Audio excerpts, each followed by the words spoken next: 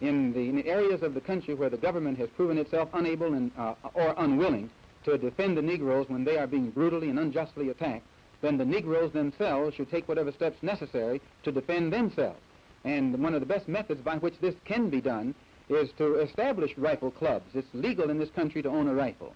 This doesn't mean that the Negro is going to initiate some kind of aggressive action against anybody, but it does mean that the Negro will be serving notice that no longer does he believe in turning the other cheek and being the constant victim of someone else's brutality. Is it your intention to have all Africans go back to Africa? The Honorable Elijah Muhammad says that the only solution for the problem is that our people, of which there are now 22 million, be involved in a mass exodus back to our own homeland. But this is a long-range program. And while we are orienting our mind toward going back in the direction of Africa, we have to live right here. So we have to... My personal political philosophy, black nationalism, which means that the black man should control the politics of his own community and control the politicians who are in his own community. My personal economic philosophy is also black nationalism, which means that the black man should have a hand in controlling the economy of the so-called Negro community. He should be developing the type of knowledge that will enable him to own and operate the businesses and thereby be able to create employment for his own people, for his own kind. And the social philosophy also is black nationalism, which means that instead of the black man trying to force himself into the society of the white man, we should be trying to eliminate from our own society the ills and the defects and make ourselves likable and sociable among our own kind. Well, you seem to be dissatisfied with everything. Just what do you want? I'm not dissatisfied with everything. What you are able to see with your analytical mind is that everything that is offered doesn't produce what it's supposed to produce. And I'm just telling you that it doesn't produce what it's supposed to produce. Well, what is your ultimate aim? The only way the problem can be solved, first, the white man and the black man have to be able to sit down at the same table. The white man has to feel free to speak his mind without hurting the feelings of that Negro. And the so-called Negro has to feel free to speak his mind without hurting the feelings of the white man. Then they can bring the issues that are under the rug out on top of the table and take an intelligent approach to get the problem solved. That's the only way that they'll ever do it. We need an action program while we are Muslims, or while we are Christians, or while we are whatever we are. We still need an action program that will eliminate these evils that are in our community. And this is what we're trying to do with the Muslim Mosque Incorporated.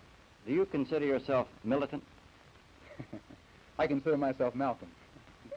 Let us look again at the nationalist who is true to his cause, and let us test our nationalists by some of these criteria. The true nationalist is not obsessed with the past to the exclusion of the present. We have some nationalists whose heads are on backwards and they cannot look in the distant past. They are so concerned with the past until they stumble over the present and cannot see what is coming in the future. They grovel and revel in the great glories of the past to the absence of the future. One of the things I think you will see in the Marcus Garvey's legacy is that while he raised the black man's past to great heights, projected the past and made it a part of the consciousness of black people, there was a thoroughgoing concern with the present and the future. There was a thoroughgoing concern with the constructing of the now and the future. There was not merely an ongoing, exclusive, and compulsive concern with things that were, but with things that are, with things that can and shall be. The true nationalist is forward-thinking and futuristic. I see too few conferences, too few people concerned with the future, even nationalists. What is going to occur in the year 2000? What will the condition of the people be in the year 2050 or 2100? What must we do today to secure the survival and the advancement of African people in the world over? What must we do to fight off the threat of the Asian takeover of the world? We're not thinking about that. We're not only confronted with the white man today, we're confronted with all other people in the world. We're confronted with the rise of the Asian civilization. Are we too thrown off to see the death of European civilization only to fall under the yoke of Asian civilization? We can look out in our streets today and see it coming. It is around us everywhere. The invasion of our communities by the Asian units is a sign of times to come. The African is at the crossroads today where African people must not only evoke their great past, but now they must evoke the future as well and create that future. The true nationalist does not escape and hide through the glorification of the past. What must be done in the present, excuse me, my bad. The true nationalist does not escape and hide through the glorification of the past. What must be done in the future and in the future is up to the nationalists right now. So welcome back. Happy Monday. Welcome to On the Shoulders of Giants. I am Joseph Ward, and we are continuing our reading of African-Centered Consciousness versus the New World Order, Garveyism in the Age of Globalism. And starting off where I'm reading what Dr. Amos Wilson is talking about, the true nationalist. And I am glad I came across this, the true nationalist, right? Let me read this. The bogus nationalist, however, rises up the people, builds up a false pride in the people in terms of past history, but he leaves them groping as to what must be done now. He leaves them feeling high and mighty, and they walk out of the lecture halls, auditorium, and churches with this oratory ringing in their ears, only to face the Korean stores once they get outside, only to face their communities taken over by the Arabs, by the Hispanics and other groups. And with that ringing oratory rhetoric, they must face the reality that while the knowledge of history is wonderful, great, and a necessary part of our resurrection as a people, it is not going to be our sole basis of salvation. Besides concerning ourselves with our past, we must concern ourselves with now and must use now to create the future. I am glad I read that, because for so long, I've been frustrated with scholars, educators, master teachers, such and so forth, who focus on Egypt in the past, but have no tangible outcomes for America, Black America here now, and for us going on in the future.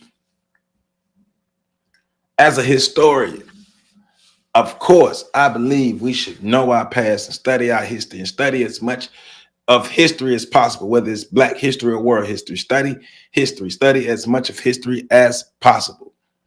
But how do we use the history to create a better present and a better future for us? That's the whole reason that we started doing our breakdowns, our Friday breakdowns. How do we use the information to create a better present and a better future? And whoever is the Black nationalists, whoever are the leaders, that should be their concern. That should be their focus. If you as a so-called leader cannot tell me how I can get from point A to point B, then get out of my damn way. On FAMU campus, in front of the stadium, there's a saying, and I've been reading it my whole life: lead me, follow me, or get the hell out of my way. Lead me, follow me, or get the hell out of my way. We don't have a lot of true nationalists. We don't have a lot of true leaders. We have a lot of bullshit. We got a lot of true scammers. We got a lot of true people who are good with their words, but they're leading us nowhere. And on the flip side, we got a lot of followers who are crazy enough to only be good with feeling good. We're crazy enough to not demand more from the leaders. We're crazy enough to not expect more, to not even realize that more should come than just feeling good with just good rhetoric and you telling me this and you telling me that. In order for Black people to be able to build up what we need for ourselves and have what we need for ourselves, we have to change our mindsets. We have to be able to look at the picture as a whole and see what's going on, what's working and what's not working. But in this particular video and in this particular section, we're focusing on not being so bogged down on the past that our present and our future is overlooked. Our present and our future don't exist no more. Our present and our future is tainted. It's behind because we haven't worked on it. We haven't did anything to make it better. We only talked. We only talked about the glory of the past. You can look African. You can talk African. You can walk African. You can smell African. But none of that matters if we have no real tangible outcomes and no real tangible forward movement. That's what Dr. Amos Wilson is getting at. Don't just follow somebody because they sound good. Don't just follow somebody because they make you feel good. How many times have we said this? What are the actual outcomes that you're getting from these people? All these leaders that we have, where are the outcomes? If you can't give me tangible outcomes, why are we listening to you? All right, so let's move forward because we're getting deeper in this, because being a nationalist, being a leader, being somebody who's for the advancement of Black people, as I just stated, is more than just about the statements you make or how you make people feel. So let's go further. Starting back on page 68. So I'm reading from page 66 to page 80, from page 66 to page 80. And so I'm picking up on page 68. The true nationalist is entrepreneurial. He's building something. He's constructing something. We see that in Garvey, not just a concern with the past, not just an identification with Egypt and other great African empires of the past, not just picking up a little detail upon, not just picking up little detail upon little detail of some African past, but of a sound movement forward in concrete brick and mortar construction, a sound hands-on development and actualization of African ideology and political development. He is one who thrusts his fear aside and moves forward, the true African nationalist. He not only respects the ethnic heritage of, and he not only respects his ethnic heritage and the glories of his ancestors, but he is equally, if not more, concerned with the inheritance he is going to pass on to his children, with the legacy he's going to leave his children. What are you doing for the future? One thing I love about Marcus Garvey is and we read the first video we made about this, we read everywhere he went, he built something. Everywhere he went, he organized something. He built something for the people, to benefit the people, to help the people. Everywhere he went. Same thing with Malcolm X. Everywhere Malcolm X went, a temple was built. Everywhere he went, a temple was built. We have too many speakers, leaders, people on the circuits, people out here who are going places, being invited to all these places, and nothing is coming out of it. It's just people on tour, concerts and stuff. That's not true Black nationalism. That's the feeling component of Black nationalism, but it's not actual nationalism because there are no tangibles. We need tangibles. What are we building? What are we constructing? What are we making? What forward movement? How can we measure? If we look back, if 5 years pass and we look back, how can we effectively measure our progress? What measurables have we put in place? So there are people who scrape their monies together, give it to the airlines, give it to the Arabs, jump out the plane, bow, scrape, and kiss the earth just to salve their own wounded egos. But when asked to forward that $1,500 toward the feeding of our children, forward toward the educating of our children, toward the creating of our jobs for our people, toward the gaining of control over retail, over real estate, and gaining control over our wealth, somehow they are not able to make those sacrifices.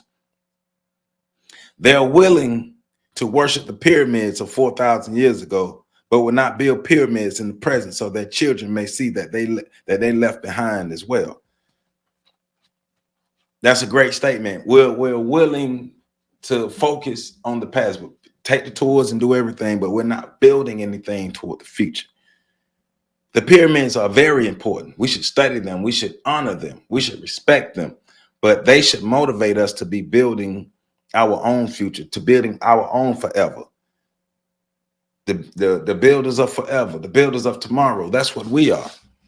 We are the builders of tomorrow, the builders of forever. We can build our own forever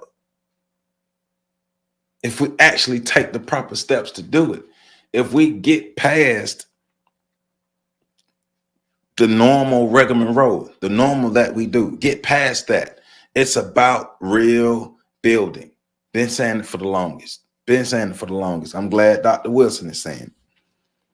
We see our true nationalists in the guise and person of Marcus Garvey, in the person of the Honorable Elijah Muhammad, who not only complains about the nature of education of all Black children, but who does something about it. He builds the schools and universities and constructs and instructs as a part of his national mission.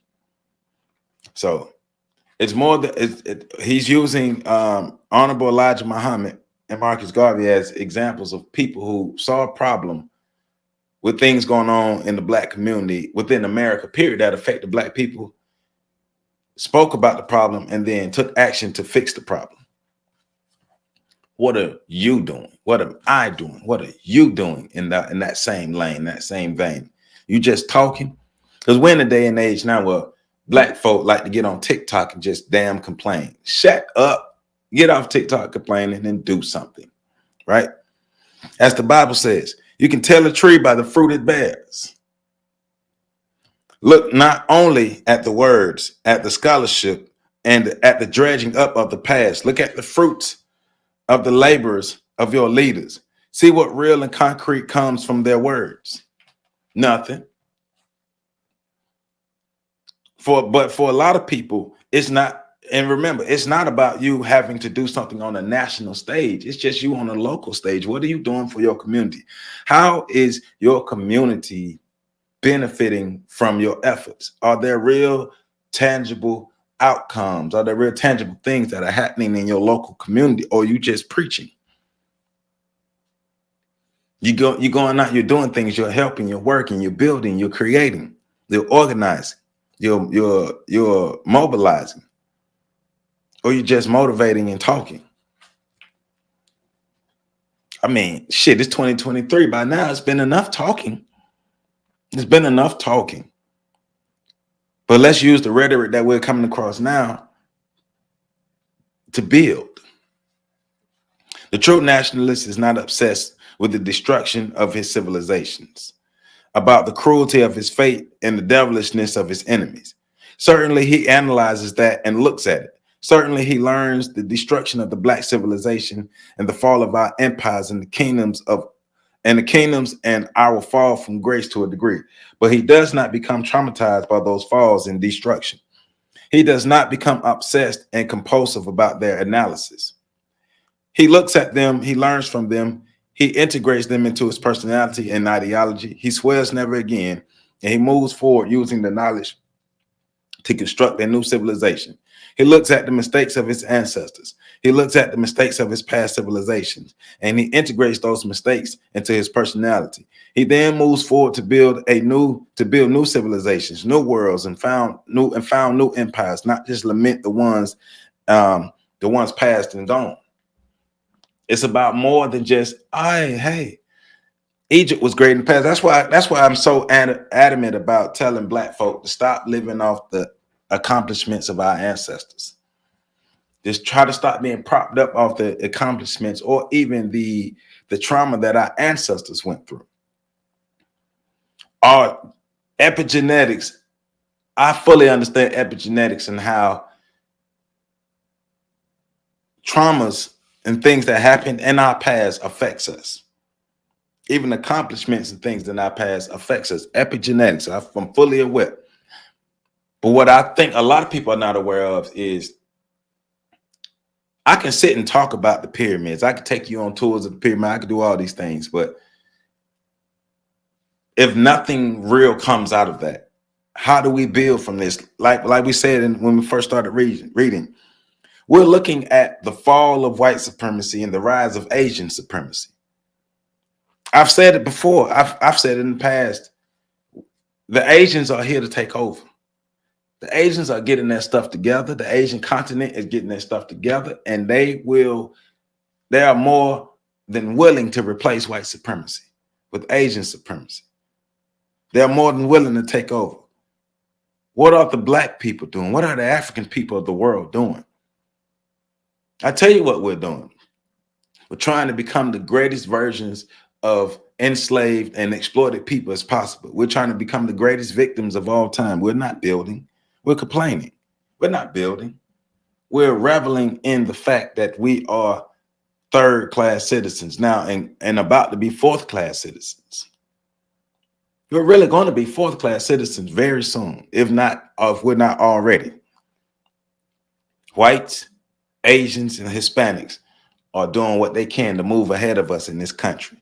And the Asians are doing what they can to move ahead of everybody on a worldwide scale. And when white supremacy falls, Asian supremacy will be right there to step in this place.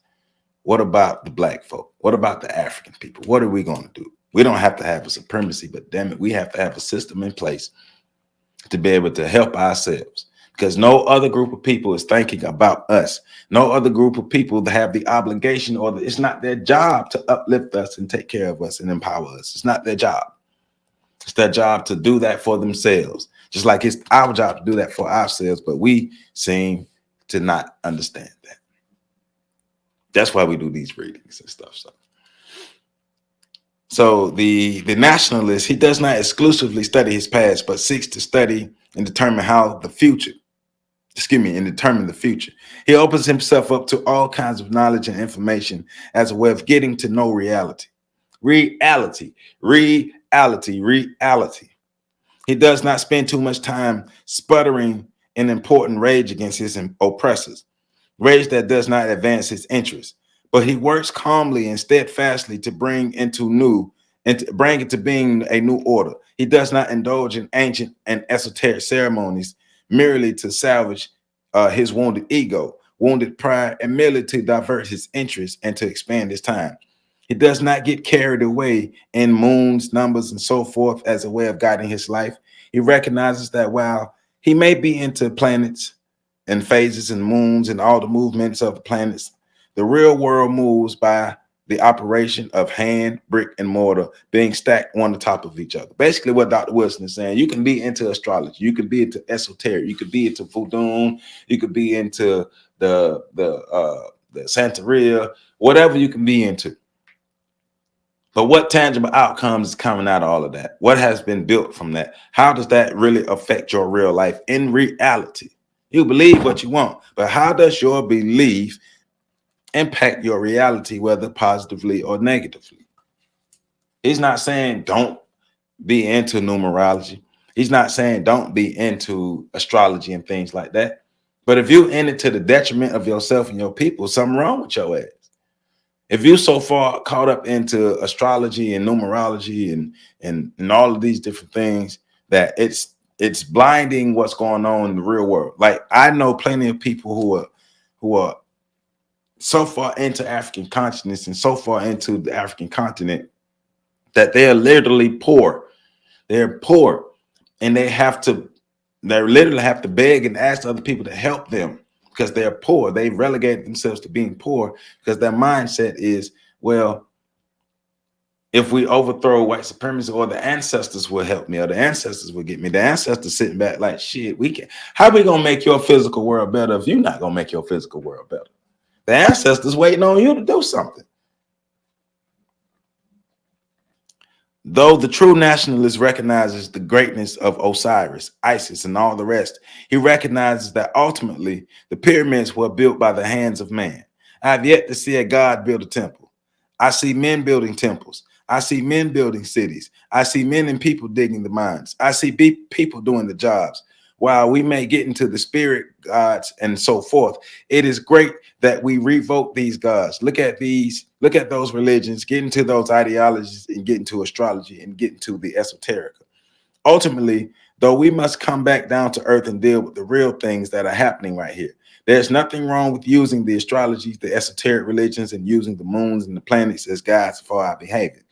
But let us not become obsessed with them to such a degree that we do nothing else. In fact, in my daily life, the most people I see in terms of economic, social, political, and personal development are the ones who know the most about the moon, the most about the planets, the most about the numbers, and you.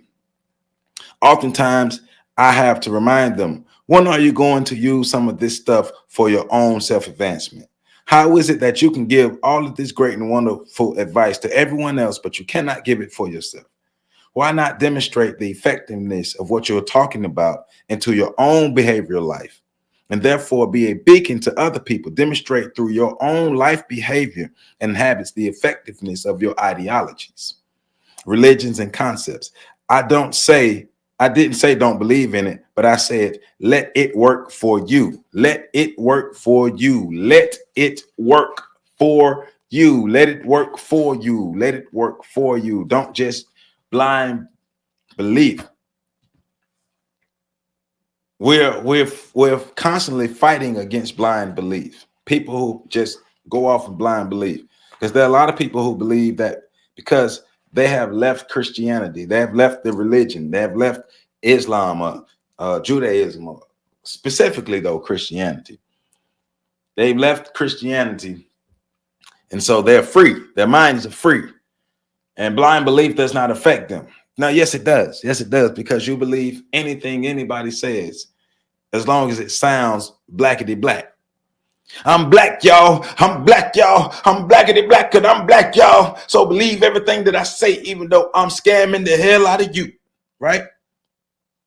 Think about how long the jokes have been made.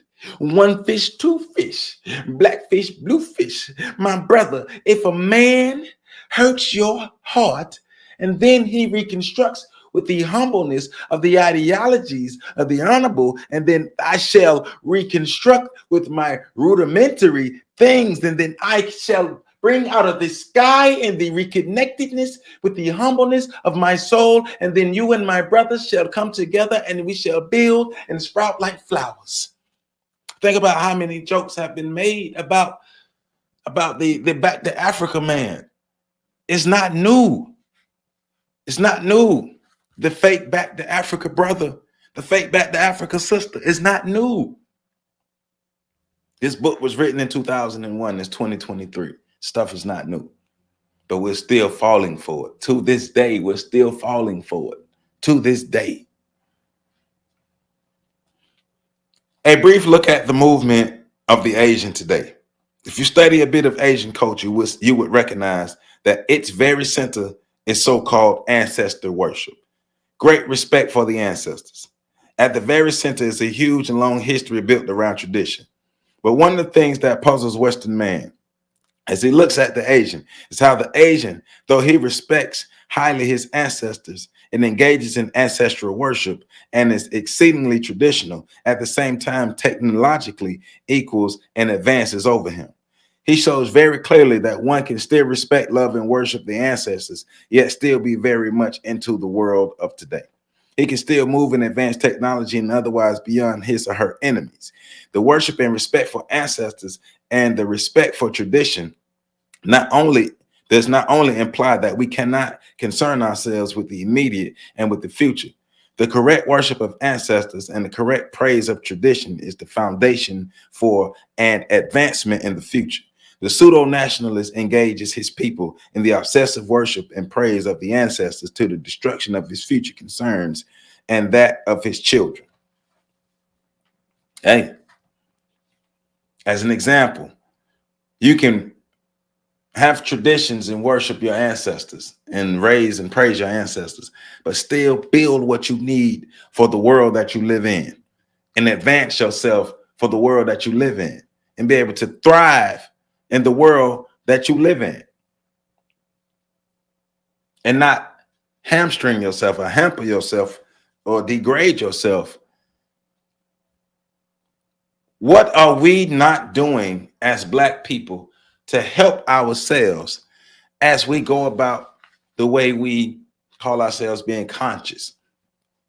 Well, we all know the conscious community doesn't really exist no more. It never existed. It was a group of people who got together and hung out under the umbrella or the guise of consciousness. But there's no conscious community because a conscious community is a community of people who can do for self. That we can't do. So a group of people who have the same ideologies and things get together but build nothing because they don't see the point in building. They don't see the outcome of the effectiveness of the effects of building and how building can help us. They only concerned with their platform, building up their ego and stroking their ego and making you feel good and benefiting off of you feeling good and their ego being stroked. Not the people actually getting what they need and the people getting better. Beware of the fake leaders. Beware of the fake nationalists. Beware of the bullshit. Stop falling for stuff just because it makes you feel good. What are the outcomes? When you see a nationalist organization only educating the adults, you may get a clue that you have an organization that may not be concerned with the educating of people, but are people who are dealing with a compensatory way, with their hurt pride. People who are more concerned with salvaging their own ego pains than than with really advancing the interests of their people.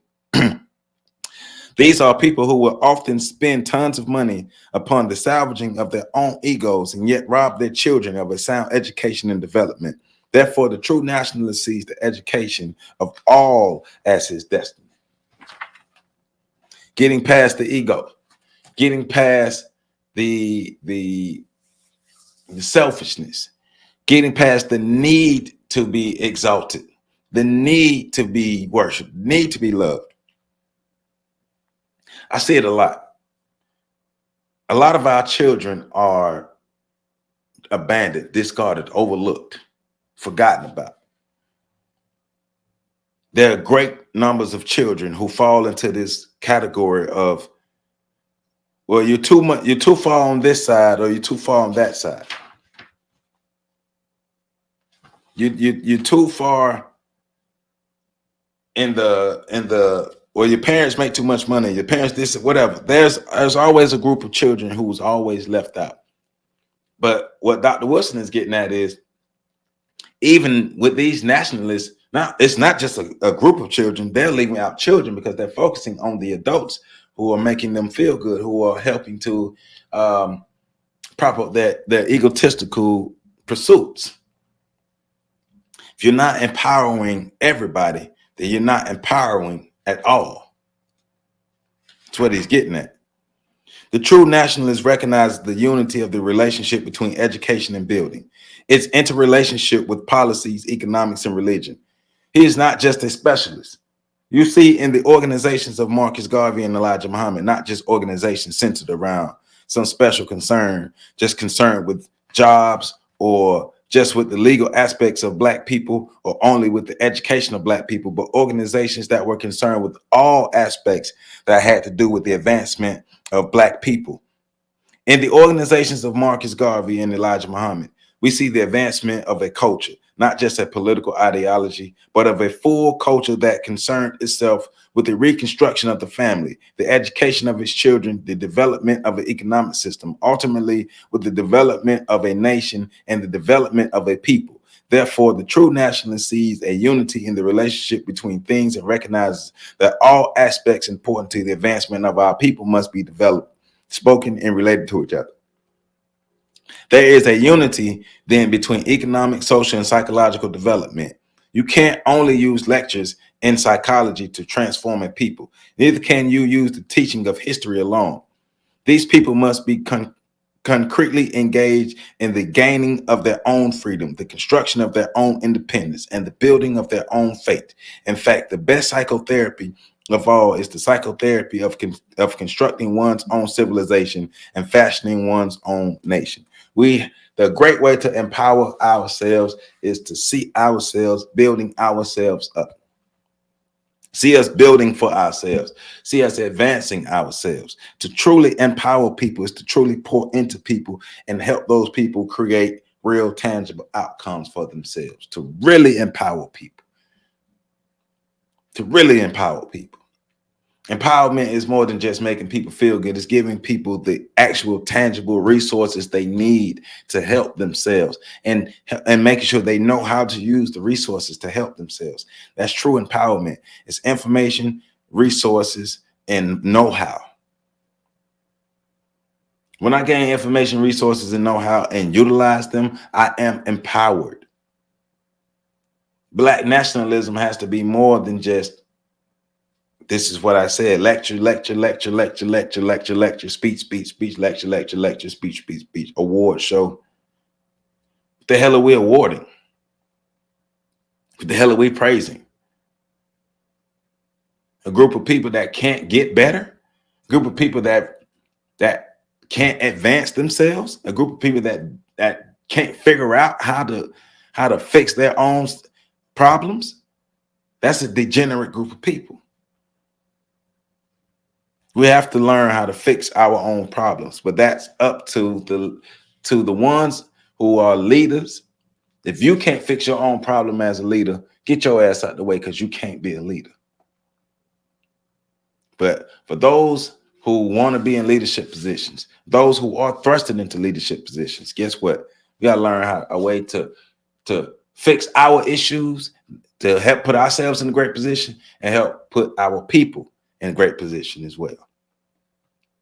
We have a lot of people who think that because a person spouts a nationalist ideology, he or she has overcome selfishness, greed, self-centeredness, pettiness, ignorance, and fear.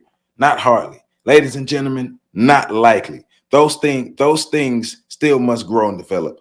I often warn people not to fall for the people merely because they project a nationalist ideology. You must look into their souls. You must look at their character and see what the character really is in it.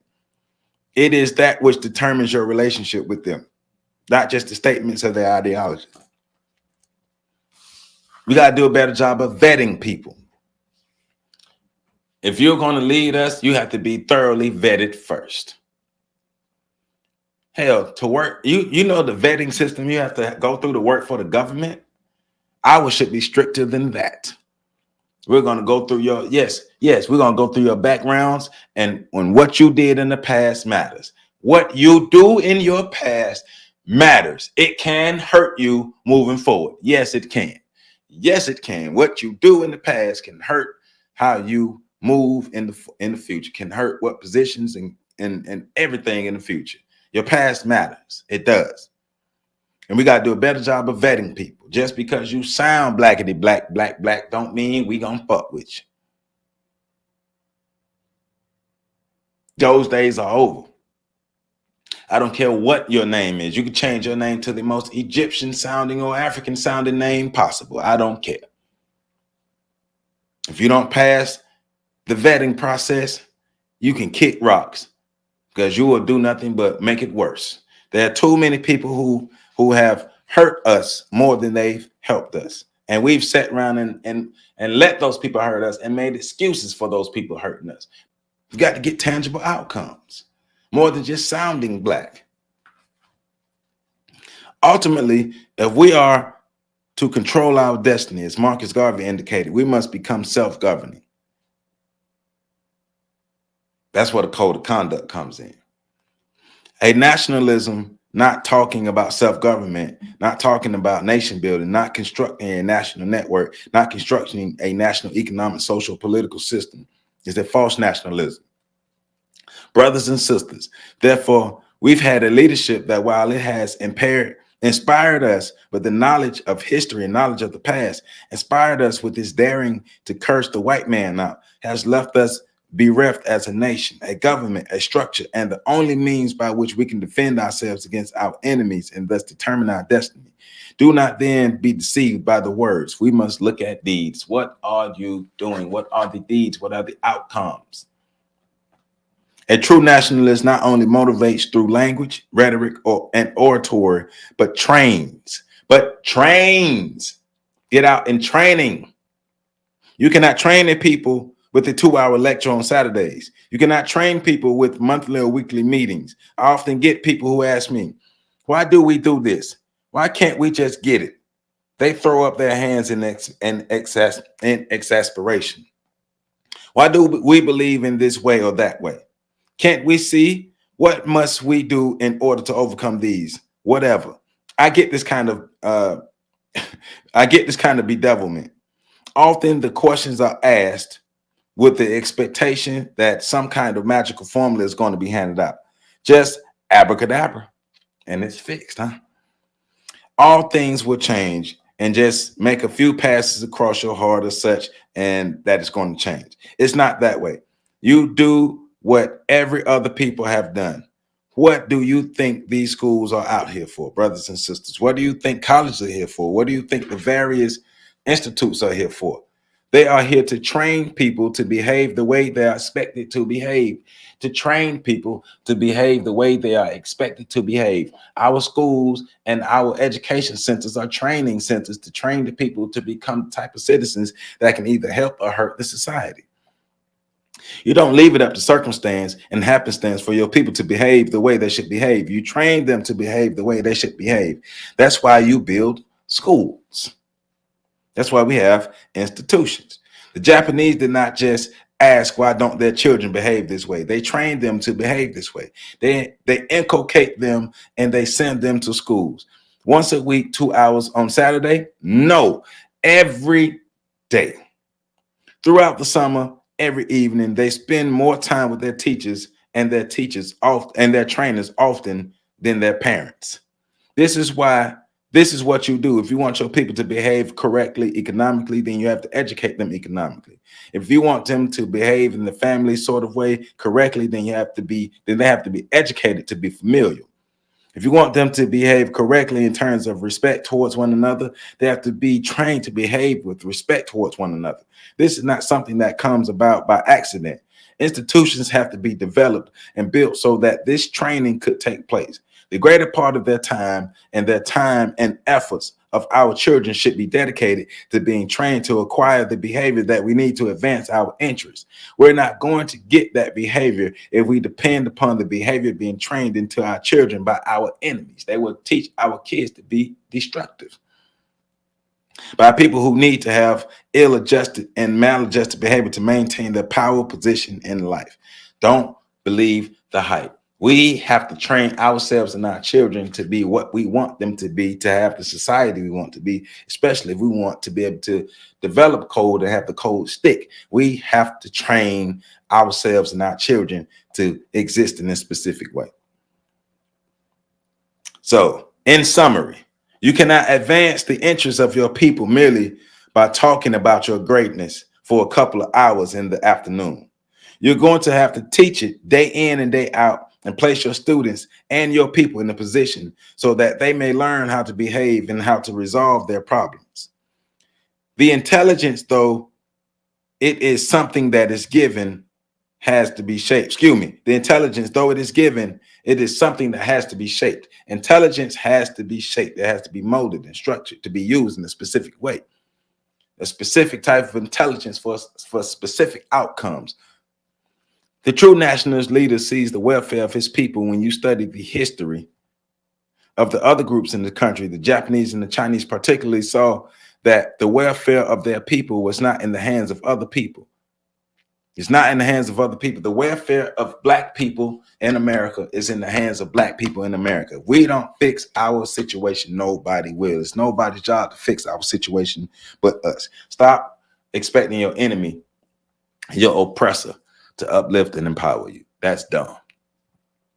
We still have people who gain their greatest sense of self through degrees and through the minor rewards given to them by their enemies. We often honor our own people to the degree that they have been given the symbols of authority by another people. We have to recognize that the true nationalist becomes the source of his own rewards and the source of the approval of his own people. Categorically, it is the rewards and the approval by our own that is the final and the ultimate reward to which they strive. We only do it for us, by us, and it is to empower us and to reward us and to uplift us and for us to see the greatness within us. And it has to be structured by us, propped up by us, and maintained by us, and approved by us, and inspired by us. It's only for us, by us, with us, for us. I know I said that a lot, but yeah, you get it. Black people, empowering Black people the proper way, with rhetoric and actions. If the actions don't follow the words, you're just talking. If you claim to be a leader, nobody's following you, you're just walking. The true nationalist is not a pursuit to the degree that he is paralyzed. Some of us want to be nationalists, but also want to be so pure that in the end, we end up doing nothing. We end up paralyzed. We should go into business, but that's capitalism, isn't it? So we don't go into that. We would do this, but that's in some way related to this ideology or that enemy's ideology. So you see the individual often trying to be such a pure nationalist until he cannot engage in real practical behavior, right? He is so concerned about getting his hands dirty that he dares not do anything at all.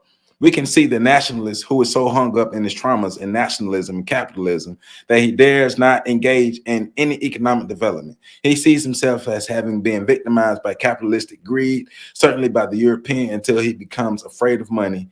He sees himself so used and exploited for economic ends until he does not determine exactly what money and wealth fit within his social and ideological systems.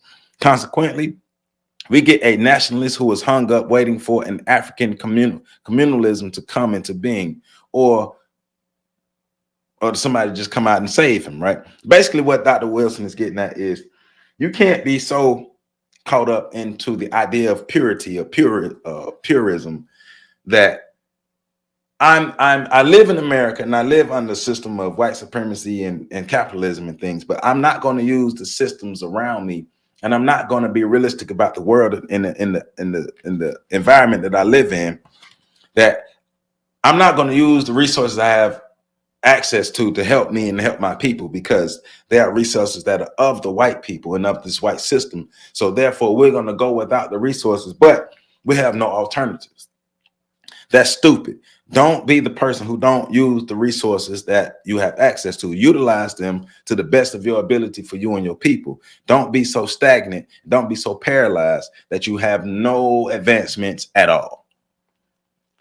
Deductively, the true nationalist recognizes that in this world, though we may want to be as pure as possible and may strive for perfection, it means at times we have to face reality for what it is and get out of it what we can and do the best with what we got, not let ourselves be caught up with a puritanism that does nothing but set us up for destruction. The true nationalist is not caught up in indecisiveness and in some pie in the sky dream about clueless societies.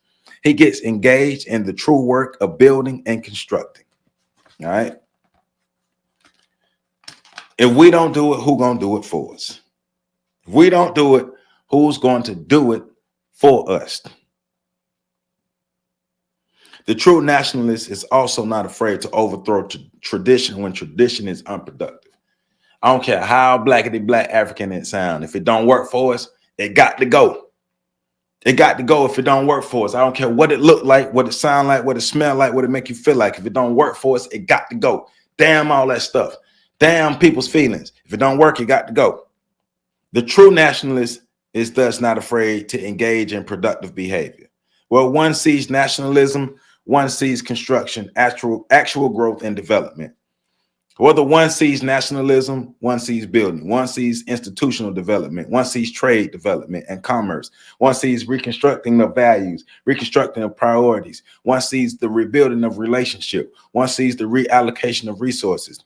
When we as nationalists say that we are carrying out the legacy of Marcus Garvey, let us show that legacy in concrete development, institution building, and ultimately nation building. Nation building. To be a nationalist, you have to have practical, realistic, actual outcomes, things that we can touch and see, things that can be measured. If you're talking about being a nationalist, if you're talking about building, if you're talking about being a leader, if you're talking about advancing things for Black people, what are the actual, real, total outcomes? If you're just talking and you're just talking, and the only thing you have is just talk, we can't use that anymore. We have enough talk. We have enough rhetoric. At this point in time in history, in American history, and world history, and Black people history, that's why I'm reading this book. That's why I'm reading this book. We have so much information out. How do we use the information to help ourselves? How do we use the information? That's what we should be concentrating on with this video. Concentrating on, how do I build? How do I get real measurables, real outcomes? And if I'm not getting that, then I have to throw this away and start over and do what works, do what can help us. If we're still propping up people who are only talking, we have a problem. Remember, I'm not asking you to take over the world. I'm asking you, in your local community, in your local city, in your neighborhood, make tangible outcomes, make tangible differences. And if you can't do that, then you might not be what we need. Matter of fact, let me restate that. If you can't get tangible outcomes, you're not what we need. That's just the truth. You can feel bad about it, but you can change as well. You can do something different. You can actually go for real tangible outcomes. But if ultimately it's just about you having your ego stroked, then you can get the hell on, because we don't need you anyway. But hey, this is how we start our Monday off. Real building, real nationalism, separating the real from the fake, separating the actual tangible builders from the actual talkers. Builders are more important than talking heads at this point. How is your community and your neighborhood and the area around you better because of the actions that you've taken? How? If you can't answer those questions, you can't help us. Joseph Ward, On the Shoulders of Giants. Happy Monday. Remember, African-Centered consciousness versus the New World Order, Garveyism in the age of globalism. The link is in the description. Links to support me are in the description. So let's keep doing what we're doing. Let's move forward, and let's get our minds right, and let's stop lying to ourselves. All right, Black people, I love you all. And subscribe, share, subscribe, comment, like, comment, subscribe, share all that. Make sure as many people see this as possible. People who are serious about fixing our community, fixing our situation, make sure they see this video as many people as possible. Egos to the side. Let's get the building. Love y'all. Catch the next video.